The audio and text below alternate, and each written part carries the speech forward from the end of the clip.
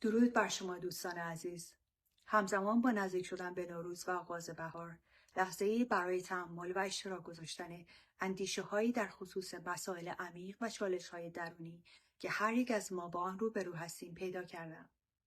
نوروز که نمادی از تجدید حیات و شروعی دوباره است، به ما یادآوری می‌کند که زمینه برای رشد و نوآوری همواره فراهم است، حتی پس از سخت‌ترین زمستان‌ها. اما پیش از آن که بتوانیم به استقبال تجدید حیات برویم، باید به رویایی با درون خود بپردازیم. بسیاری از ما نقاب‌هایی بر چهره داریم. نقاب‌هایی که درد و رنج درونی، اضطراب، افسردگی، مبارزه‌هایی که در سکوت به آن دست و پنجه نرم می‌کنیم را پنهان می‌کنند.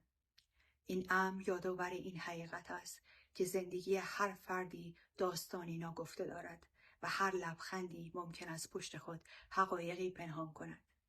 به عنوان یک روان درمانگر با تجربه چند فرهنگی، من دریافتم که درد و رنج فراگیر است، اما همچنین رشد، تغییر و تجدید حیات نیز همینطور. اشتراک گذاشتن تجربیات و درک متقابل میتواند پلی باشد به سوی فهم بهتر و ارتباطی عمیق‌تر. بگذارید نوروز ما را به یاد آورد که هر یک از ما قادر به شکستن دیوارهایی هستیم که خود را پشت آنها پنهان کرده ایم.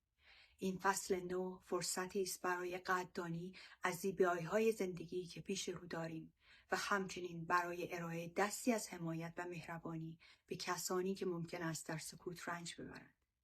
بیایید با هم در این نوروز قدم در مسیری بگذاریم که نه تنها خودمان را بلکه دیگران را نیز به سوی روشنایی، امید و تجدید حیات هدایت می‌کند. از شما برای گوش دادن سپاسگزارم. نوروزتان پیشاپیش مبارک.